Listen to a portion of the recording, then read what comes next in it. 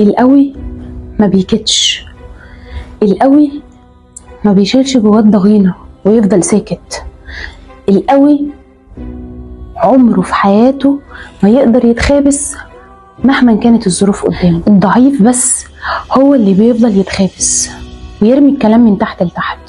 الضعيف بس هو اللي بيفضل يكيد وساكت وكاتم جواه ويتعامل كأن مفيش أي حاجة. يعني لو قابلك أي حد بيتعامل معاك وبيطلع كل مشاعره قدامك، سواء غضب أو تعب أو زعل أو حزن أو زهق أو إن هو غضبان من حد معين، اعرف إن ده اللي في قلبه على لسانه ومش فارق معاه أي حاجة. وانتهى الصراحة إن اللي بيطلع كل اللي جواه ومش فارق معاه الظروف ومش فارق هو ممكن يوصل فين ومش فارق إن هو يخسر أي حاجة، اعرف إن البني آدم ده تقدر تعاشره من غير ما يضربك في ظهرك. الشيطان عشان خاطر ضعيف ليه مداخل عند الناس كلها، مداخل وقت الزعل، مداخل وقت الخناقات، مداخل وقت اختلاف الآراء، مداخل وقت ما بيكون في فلان بيتكلم على فلان وما لقاش حد يوقفه.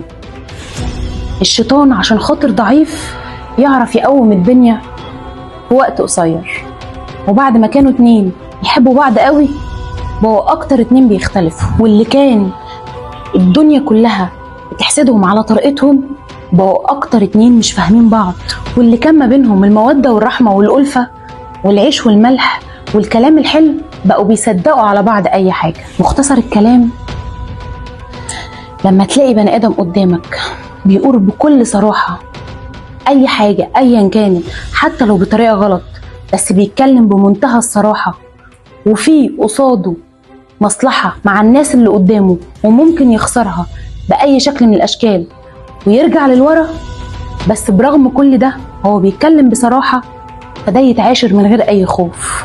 من الآخر خلي بالك من اللي بيكيد لأنه ضعيف، لأنه مش قادر يواجه، وفي يوم من الأيام هتبقى أنت الصيدة الجديدة لمجرد إنك سلمت له.